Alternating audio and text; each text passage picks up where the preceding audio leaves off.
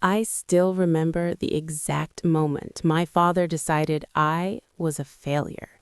It wasn't shouted. It wasn't even said in anger. It was quieter than that, colder, more permanent. You've always been a deadbeat, Rachel. The words landed heavier than any rucksack I'd ever carried through a 20-mile forced march. And I didn't respond, because I had learned a long time ago silence was stronger than reaction. The house smelled like roasted turkey and polished wood, the kind of artificial warmth that tried too hard to feel like family. My father stood at the head of the dining table, glass of bourbon in hand, his voice carrying just enough for everyone to hear. My mother avoided eye contact. My younger brother smirked into his plate. And my sister, she didn't even bother pretending to care. I stood there in the doorway for a moment, taking it all in. Civilian clothes, no uniform, no rank, no identity they respected, just Rachel. And to them, Rachel was nothing. I had chosen not to wear my uniform that night. That decision wasn't accidental. It was strategic, because I needed to hear the truth. Not the version of me that came with medals or rank or authority, but the version they believed in when none of that was visible. And now I had it. Clear. Undeniable. I stepped inside slowly, my boots quiet against the hardwood floor. Still showing up empty-handed? My brother added, leaning back in his chair. I glanced at him briefly, then shifted my attention back to my father. I brought something, I said calmly. He chuckled under his breath. Let me guess, another story? That one almost made me smile. Almost. Because if there was one thing the Army had taught me, it was control. Control over breathing, control over pain, control over emotion, and most importantly, control over timing. I took my seat without asking. No one offered, no one welcomed, no one cared. And yet I sat like I belonged there, because I did. They just didn't know it. My father raised his glass again. You know, he continued, speaking to the table more than to me, some people actually build something with their lives, careers, families, stability. He paused just long enough. For others, it's just excuses. The table stayed quiet. No one defended me. No one ever had. I folded my hands gently in front of me, my posture straight, shoulders squared, not like a daughter at dinner, but like an officer at a briefing. You're right, I said. That caught his attention. He looked at me for the first time that night. About what? He asked. I met his gaze without hesitation. Some people build things. Others just don't recognize what's already been built. The room shifted slightly. Subtle, but noticeable. My sister rolled her eyes. Oh, here we go again, another mystery life speech. I ignored her, because this wasn't about convincing them. It never was. It was about something else, something far more important. Proof. The clock on the wall ticked louder than usual, or maybe I was just more aware of time than they were. Years of operations had conditioned that into me. Every second mattered. Every movement had purpose. And tonight, timing was everything. My father leaned back in his chair. You still haven't answered the question. What question? I asked. What exactly do you do? He said, a hint of challenge in his tone. No real job, no clear life. You disappear for months and come back with nothing to show. I tilted my head slightly. Nothing to show. That was interesting. Images flashed through my mind in rapid silence. Desert heat shimmering over armored convoys, rotor blades slicing through midnight air, encrypted briefings, names I couldn't say, operations I would never be allowed to describe, and men and women who trusted me with their lives, and missions where failure wasn't an option. But none of that existed here, not in this house, not at this table. So instead, I gave him the simplest answer possible. I serve. He scoffed immediately. Serve what? Yourself? That one landed, but not the way he thought it would. I exhaled slowly, measured, controlled. I serve something bigger than this table, I said quietly. Silence followed. Not respectful silence, dismissive silence, the kind that pretends something wasn't worth hearing. My brother laughed under his breath. Yeah, okay, sure. And that's when I knew. They weren't just unaware. They'd already decided who I was, and no words, no explanation would ever change that. Good.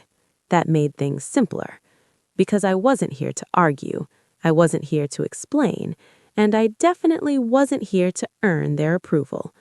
I was here to let them see it. From outside, faint at first, came the low hum of engines, subtle, distant, but unmistakable to someone like me. I didn't look toward the window. I didn't react, but inside, everything aligned. My father kept talking, completely unaware. You know what your problem is? You've never committed to anything real. I almost corrected him. Almost. Instead, I leaned back slightly, relaxed, patient, because commitment was exactly what had brought them here. The sound grew louder. Tires on gravel, multiple vehicles, heavy, coordinated. My sister frowned slightly. What is that? My brother turned his head toward the window, and for the first time that night, someone at that table paid attention to something real. Headlights swept across the walls, bright, sharp, deliberate. Then came the unmistakable sound, car doors opening in unison. I stood up slowly, not rushed, not dramatic, just precise. My father frowned. What's going on? I looked at him, really looked at him, and for the first time in years, I didn't see authority. I didn't see control. I just saw a man who had no idea what was about to happen. They're early, I said calmly. A knock hit the front door. Firm, official. No one moved, except me. And as I walked toward that door, every step measured, every breath steady, I heard it. Clear, sharp, unmistakable. United States Secret Service. I paused for half a second, then reached for the handle. The second my hand touched the doorknob, the room behind me went completely silent. Not the dismissive silence from before. This was different, tight, uncertain, the kind of silence that comes when people realize they might have misunderstood something badly. I opened the door. Cool night air slipped in, carrying the faint scent of asphalt and engine heat. Parked along the curb were 3 black SUVs, Chevrolet Suburbans, government issue, clean, unmarked, positioned with deliberate spacing, textbook, and standing just beyond the threshold, 2 agents, dark suits, earpieces, posture locked in quiet readiness. Their eyes met mine immediately, not curious, not questioning, recognizing. The agent on the left gave a subtle nod, then spoke in a low, controlled tone. Ma'am. No hesitation, no doubt. Behind me, I heard a chair scrape hard against the floor. My father. Rachel, what is this? His voice had changed, not loud anymore, not confident, just unsure. I didn't turn around, not yet, because this moment wasn't about reacting to them. It was about controlling what happened next. The senior agent stepped forward half a pace. We're ahead of schedule. We need to move. I glanced briefly at my watch. Timing was tight, but still within margin. Understood, I replied calmly. Then, without raising my voice, I added, give me 2 minutes. Yes, ma'am. That was when I turned back inside. Every face in that room had changed. My brother wasn't smirking anymore. His expression was stiff, like he was trying to piece together something his mind couldn't process fast enough. My sister looked pale, her arms folded tightly, as if that might somehow ground her. My mother, she just stared at me, eyes searching, like she was finally seeing something she had missed for years. And my father, he looked smaller, not physically, but in presence. "What is this?" he asked, again, slower this time, careful. I stepped forward, stopping at the head of the table where he had been standing earlier. Interesting how positions shift. I said you asked what I do. No emotion in my voice, no anger, just clarity. He swallowed. This some kind of joke? I almost felt something at that. Almost. "No," I said simply. Silence again. But this time it wasn't dismissive, it was heavy. My brother stood up halfway. "Why are federal agents at our house?" I looked at him briefly, then back at my father. "Because of my assignment." The word hung in the air. Assignment. Not job, not work. Something else entirely. My sister shook her head slightly. "You're saying you, what, work with them now?" I let out a quiet breath. Control. Always control. "I don't work for them," I said. "They're part of the operational security attached to my current role." That landed. Hard. My father's brow furrowed. "Operational? What are you talking about?" He was trying to regain control of the conversation, trying to pull it back into something he understood. But this wasn't his ground anymore. I reached into my coat slowly, deliberately enough that everyone in the room watched every movement. Then I pulled it open, and for the first time that night, they saw it. The uniform beneath. Army service uniform. Dark blue, immaculate. Every line precise. Gold buttons catching the light. Ribbons aligned perfectly across my chest. Each one earned, not given. Aviation wings above them. And on my shoulders, silver oak leaves. Lieutenant Colonel. My mother gasped softly. My brother froze completely. And my father, he didn't speak, because for the first time, there was nothing he could say. "You said you had nothing to show," I continued quietly, adjusting my sleeve with calm precision. "That you never built anything." I met his eyes directly. "This is what I built." The weight of that moment pressed into the room.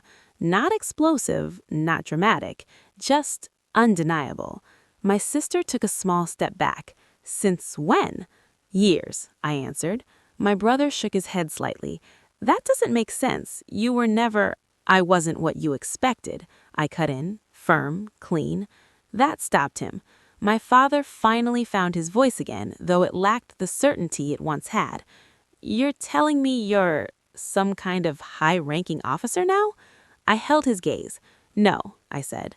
Then, after a brief pause, "I'm telling you I've been one for a while." Another silence, but this one wasn't confusion. It was realization. Outside, one of the agents shifted slightly, scanning the perimeter. Time was moving. I glanced toward the door, then back at the table. "I have to go." My mother stepped forward instinctively. "Wait, Rachel." I softened slightly at her voice, but only slightly. "Yes?" Her lips parted, but no words came out. Too late for questions, too late for understanding. My father straightened just a little, clinging to what little authority he had left. "If this is real," he said, slowly, "then why didn't you ever tell us?" That question lingered. Valid, but misplaced. I looked at him for a long second, then answered honestly, "Because you never listened." It hit harder than anything else I'd said, because it was simple and true. I turned toward the door again, but just before stepping out, I paused. "By the way," I added without looking back, "they're not here for me." That did it. "What?" my brother said sharply. I opened the door fully, stepping aside just enough. The lead agent moved into view behind me. "They're here," I continued calmly, "because of who I'm attached to." And then the final piece. "Tonight, you're going to understand exactly what that means." I stepped outside. The cold air hit differently now, sharper, cleaner. Behind me, I heard hurried footsteps as they followed to the doorway, unable to stay inside any longer. One of the SUV doors opened. Another agent stepped out, then another. formation tightening, presence expanding, and as the street filled with quiet authority, I knew something they didn't realize yet. This wasn't the reveal. Not yet. This was just the beginning of it. The night air felt different once I stepped off that porch. Sharper, like the world had finally aligned with the truth I'd been carrying alone for years. Behind me, I could hear my family gathering at the doorway. Hesitant footsteps, uneven breathing, the quiet panic of people realizing they were no longer in control of the situation. Good. They needed to feel that. The street was no longer just a street. It had become a controlled space.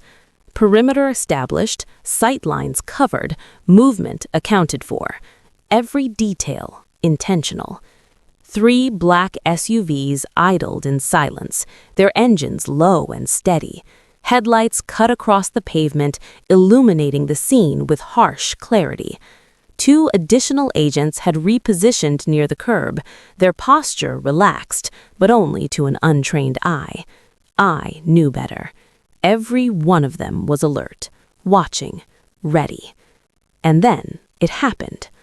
The rear door of the lead Suburban opened, slow, deliberate.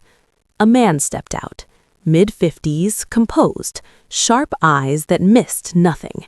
Tailored suit, but not just any suit. This one carried weight, authority without needing to announce itself. The agents shifted subtly, not dramatically, just enough. Respect. I straightened instinctively, not out of habit, out of protocol. As he approached, I closed the distance by 2 steps and stopped. Perfect spacing. Then I rendered it. Clean, precise, unquestionable. A salute. My right hand snapped up with controlled speed, fingers aligned, posture locked. Not ceremonial, professional. And he returned it. Behind me, I heard it, a sharp intake of breath. My father. Because that moment broke everything he thought he understood. "Lieutenant Colonel," the man said, lowering his hand.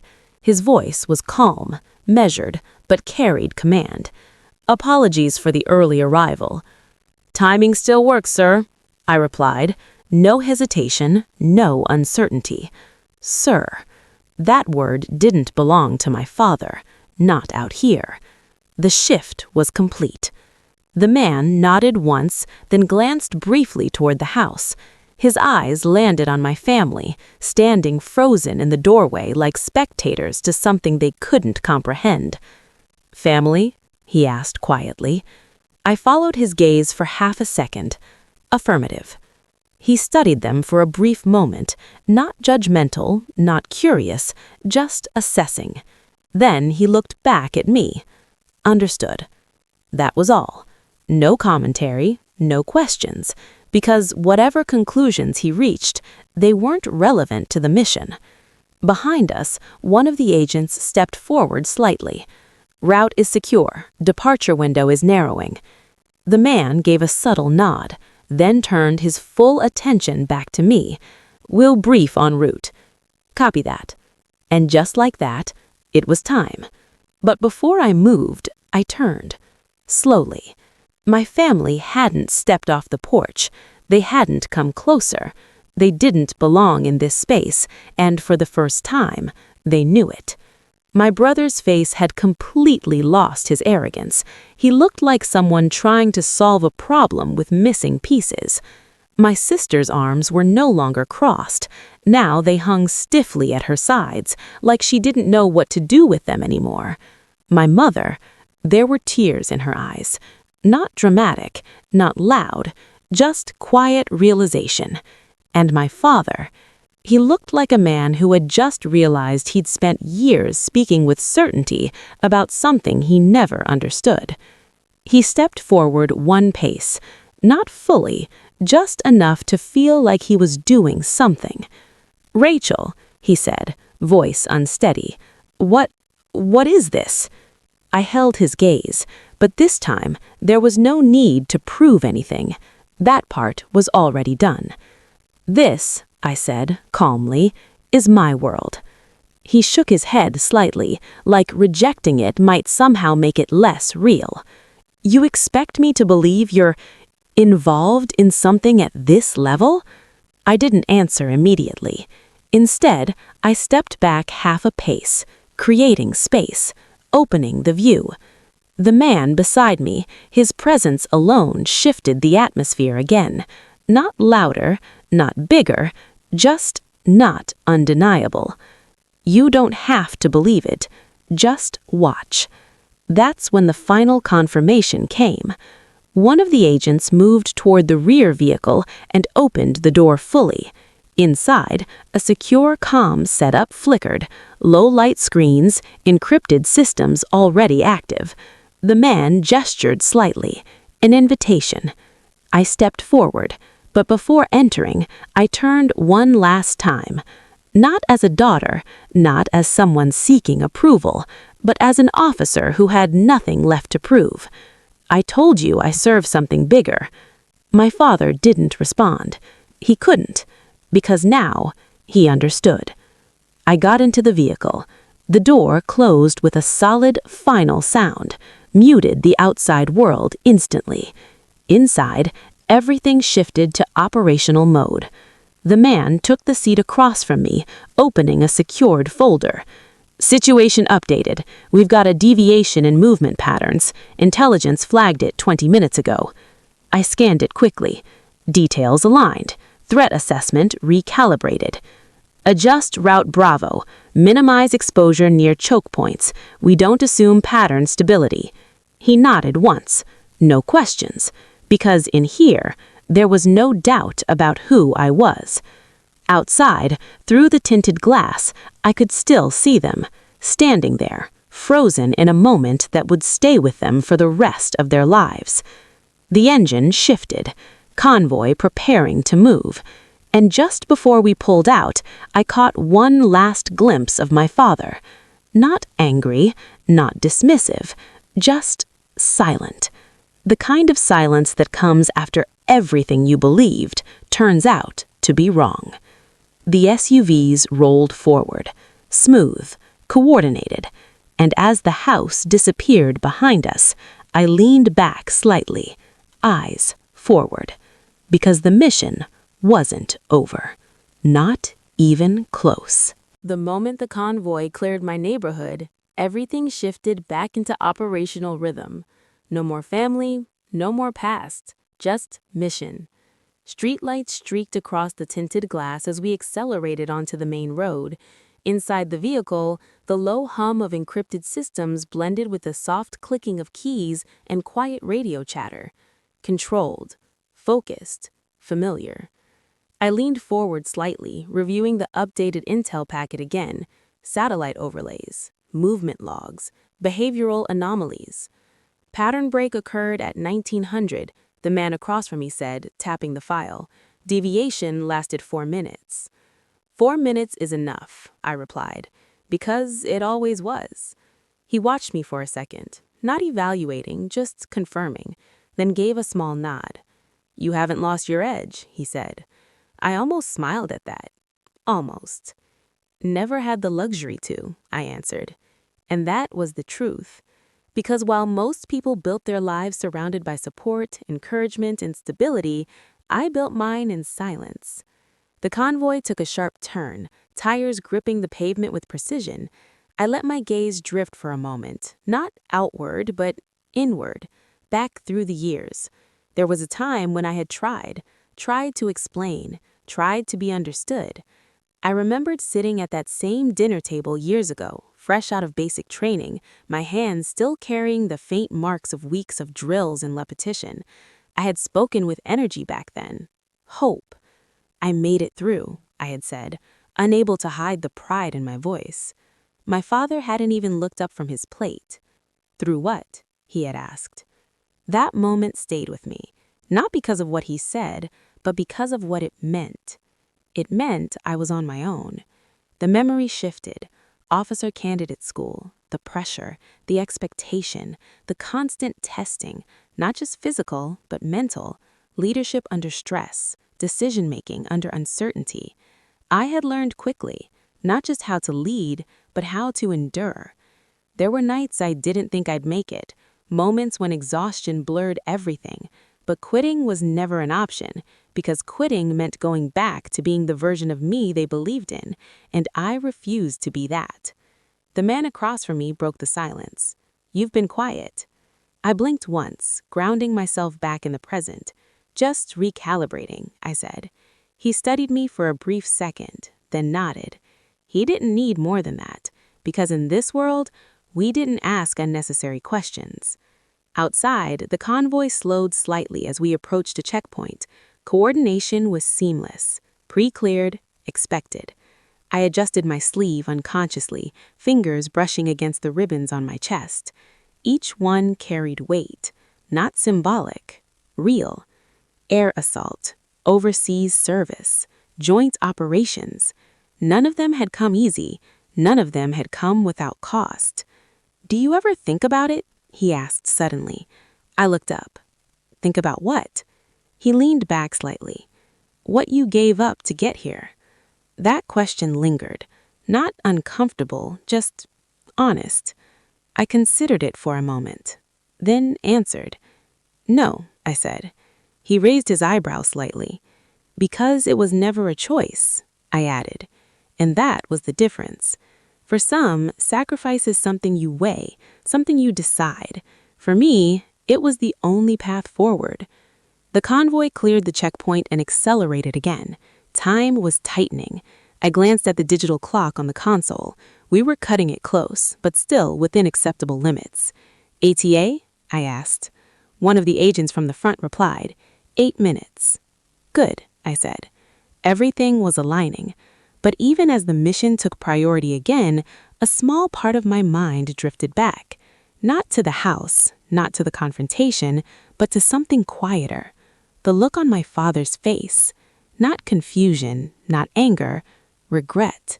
And that was the part he would carry. Because I hadn't raised my voice, I hadn't argued, I hadn't tried to prove anything. I had simply let reality speak for itself. That was the kind of revenge that lasted. Not loud, not dramatic, permanent. The vehicle slowed again as we approached the final destination, a secured federal facility, lights low, perimeter tight. The man across from me closed the folder. "Game time," he said. I nodded once. No hesitation, no doubt. The doors opened. Cool air rushed in again, but this time it carried purpose. I stepped first out, boots hitting the pavement with quiet authority. Personnel were already in position, some in uniform, some in suits, all focused. And as I walked forward, I felt it. By the time the operation ended, the sun was already threatening the horizon. A faint gray light stretched across the sky as I stepped out of the facility, the cold air cutting cleaner now, sharper, like everything unnecessary had been stripped away. Mission complete. No complications, no errors. That was the standard. That was always the standard. I removed my gloves slowly, flexing my fingers once as the tension released. Behind me, agents moved with efficient calm, debriefing, securing, transitioning. No celebration, no wasted motion, just professionalism. The man who had met me earlier approached again, his expression composed as always. "Well executed," he said. "Expected outcome," I replied. He gave a small, approving nod, then paused. "You're heading straight back?" he asked. I considered the question for a moment, not because I didn't know the answer, but because I knew exactly what it meant. "No," I said. And for the first time that night, something personal took priority. The drive back felt different, quieter, not because the world had changed, but because something inside me had settled. The convoy was smaller now, just one SUV this time. No urgency, no escalation, just movement. As we turned onto my street again, the early morning light revealed everything clearly. No shadows, no ambiguity. My house came into view. and they were still awake. The porch light was on, the front door slightly open, figures moving inside, waiting. I stepped out before the vehicle fully stopped. "Perimeter stays light," I told the agent beside me. "No need to escalate presence." "Yes, ma'am." The SUV idled quietly as I walked toward the house. Same steps, same door. But nothing about this moment was the same. I pushed the door open. They were all there. No dinner table this time. No distractions. Just silence. My mother stood first. Her eyes searched my face like she was trying to reconcile two versions of me that no longer fit together. "Rachel," she said softly. I gave her a small nod. My brother didn't speak, didn't move. My sister looked down the moment our eyes met. And my father, he was sitting this time. Not standing, not leading, just sitting. That alone said everything. I stepped inside fully, closing the door behind me. No one rushed to speak. No one interrupted. Because for the first time, they were listening. "I won't be here long," I said. My voice wasn't cold. It wasn't distant. It was controlled. "I have another deployment window opening soon." My father looked up at that. His voice, when it came, was quieter than I had ever heard it. "You're leaving again?" "Yes." A pause. "I didn't know," he said. I met his eyes. "I know." That answer landed heavier than anything else could have, because it wasn't an accusation. It was acknowledgement. My mother stepped forward slightly. "You should have told us," she said, her voice trembling. I shook my head once. "No," I replied gently. "You should have listened." No anger, no blame, just truth. My brother finally spoke, his voice tight. "All this time, you were doing that?" "Yes." He exhaled slowly, running a hand through his hair. "I thought you were just drifting." I tilted my head slightly. "I was moving, just not where you could see." That silenced him. My sister wiped at her eyes quickly, like she didn't want anyone to notice. "I'm sorry," she said quietly. I looked at her for a moment, then nodded once.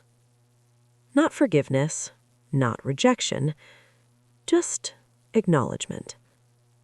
And then my attention shifted back to my father. This was the final piece. He stood slowly this time. No authority in the movement, no performance, just a man trying to find his footing.